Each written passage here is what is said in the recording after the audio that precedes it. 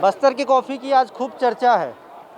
छत्तीसगढ़ में भी कॉफ़ी बनाया जा रहा है, छत्तीसगढ़ में भी कॉफ़ी का उत्पादन हो रहा है और वो भी बस्तर में, जहां हमेशा आपको नक्सलियों के बंदूक की गंध सुनाई देती थी।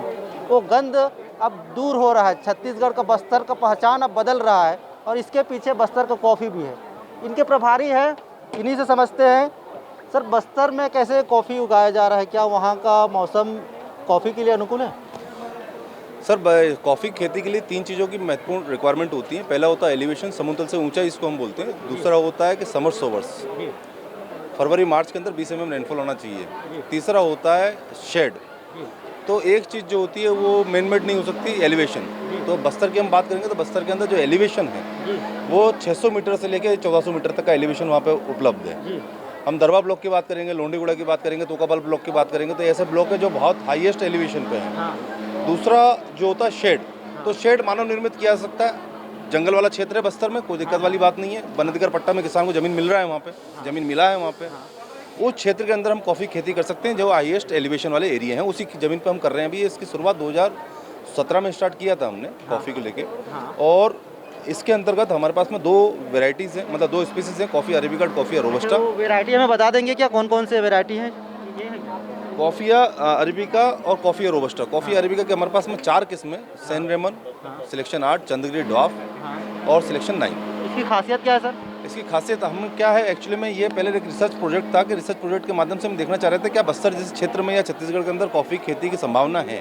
अगर है तो कौन सी किस्म और कौन सी स्पीसीज यहाँ पे बहुत अच्छा सूटेबल होगी। तो उसी को देखते हुए इसको हमने एक रिसर्च प्रोजेक्ट के रूप में चालू किया था। अब इसकी सफलता को ध्यान जैसे जैसे सफल हुआ, जो रिजल्ट इसकी फाइंडिंग्स आने के बाद में किसान इसकी खेती कर रहे हैं। और आपको जानकर बड़ी खुशी होगी कि हमारे बस्तर का जो दरबा ब्लॉक का कोलिंग एरिया है, चांदामेटा, तुलसी डोंगरी, कांदानार, मुंडागढ़, जहाँ पे खेती कैसे करें वो नहीं जानते थे वो किसान लोग। उनके क्षेत्र में जब ये कॉफ़ी खेती उन्होंने देखी, विगत 4 सालों से वो अपने सामने देखे हैं उन्होंने, अब वो अपनी ज़मीन पे इसकी खेती कर रहे हैं। अभी हाल ही में प्रशिक्षण भी दिया जाता होगा? पूरा ट्रेनिंग दिया था। हाल ही में नीति आयोग ने एक प्रोजेक्ट दिया है और टोटल 300 एकड़ में इसकी खेती की जा रही है, डिलमिली के अंदर, कांदानार के अंदर और मुंडागढ़ के अंदर। ये किसानों की ज़मीन है, किसानों का समूह है, समूह के माध्यम से खेती की जा रही है। यहाँ कुछ सैंपल रखे गए, ये सारे कॉफ़ी के पौधे हैं क्या? दिखा दीजिए ना। ये जो पौधे आप देख रहे हैं ये अरेबिका का प्लांट है। ये सही ना? हाँ, ठीक है, बताइए। ये जो पौधा आपको दिखाई दे रहा है ये अरेबिका है। साथ में एक छोटा सा मॉडल था, ये मॉडल बनाना चाह रहे थे। वो बीच में जो दिख रहा है आपको सिल्वर ओक का पौधा है, उसके साथ में काली मिर्च लगी हुई है। In a single piece of land, 1 hectare जमीन के अंदर हम 7 फसल ले रहे हैं। 7 फसल का मतलब ये हो गया, आप धान के साथ में गेहूँ नहीं ले सकते, गेहूँ के साथ मक्का नहीं ले सकते, मक्का के साथ में धान और गेहूँ नहीं ले सकते, पर कॉफ़ी के साथ में हम 7 विभिन्न प्रकार की फसलों को ले रहे हैं 1 हेक्टर में। इससे हुआ क्या कि जो क्रॉपिंग इंटेंसिटी 700% हो गई। इसका जो ग्रेस्पिंग पीरियड है, मतलब इसको हम गेस्टेशन पीरियड बोलते हैं कि कमर्शियल उत्पादन जो होता है इसका 5 साल के बाद में आता है। अभी आप सामने देख रहे होंगे, ये फ्लावरिंग जो दिखाई दे रहा है आपको, ये कॉफ़ी रोबस्टा का है। अभी पिछले 15 दिन पहले यहाँ पर बरसात हुई थी जगदलपुर में, उसके बाद में तुरंत बाद ये फ्लावरिंग आ गया। आप फ्लावरिंग देखिए आप उसमें, बहुत बेहतरीन ये फ्लावरिंग। बताइए, तो बहुत सारी जानकारी आपने दे दी है। हमने देखा वीडियो में कि आज राहुल गांधी भी यहाँ पर पहुँचे हुए थे, तो उन्होंने इस कॉफ़ी का टेस्ट लिया?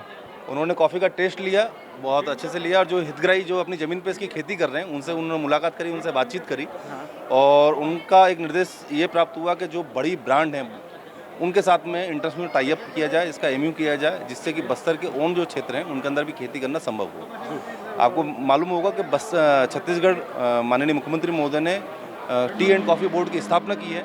उसके अंतर्गत बस्तर में आने वाले 1 वर्ष के अंदर 3000 एकड़ के अंदर इसकी खेती की जाएगी। ये बड़ा एक अभियान है। छत्तीसगढ़ के बस्तर जैसे दूर नक्सल प्रभावित क्षेत्र में भी अब कॉफ़ी की खेती की जा रही है। और मैं एक तस्वीर आपको दिखा ही रहा था कि ये बस्तर कॉफ़ी के नाम से यहाँ पे स्टॉल लगाया गया है। रायपुर के साइंस कॉलेज ग्राउंड में यहाँ पर अलग अलग जो विभाग की प्रदर्शनियाँ हैं वो यहाँ पर लगाई गई है और योजनाओं के बारे में जानकारी दी जा रही है। कुछ बात छूटी है, आप बता दीजिए। आपको एक और चीज़ बताएंगे कि जो हमारा उत्पादन हुआ, उत्पादन के साथ में जब इसकी मार्केटिंग की बात आई तो माननीय मुख्यमंत्री महोदय ने अक्टूबर में बस्तर कैफ़े का उद्घाटन किया था। बस्तर कैफ़े आप सामने देख भी रहे होंगे। इसमें एफपीओ भूमि गादी के माध्यम से हमारा एक एमयू साइन हुआ है।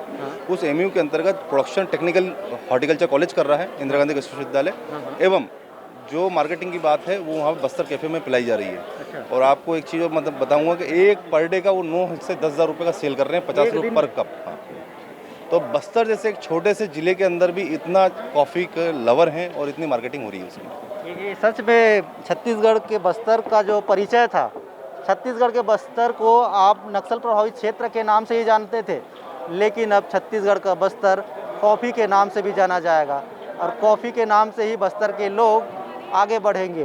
तो निश्चित रूप से जिस प्रकार से बस्तर की कॉफ़ी की बात करें तो यहाँ पर भी भीड़ लगी हुई है, लोग आ रहे हैं और हाल ही में कांग्रेस के पूर्व राष्ट्रीय अध्यक्ष राहुल गांधी और मुख्यमंत्री भूपेश बघेल ने भी इसी कॉफ़ी का आनंद लिया है।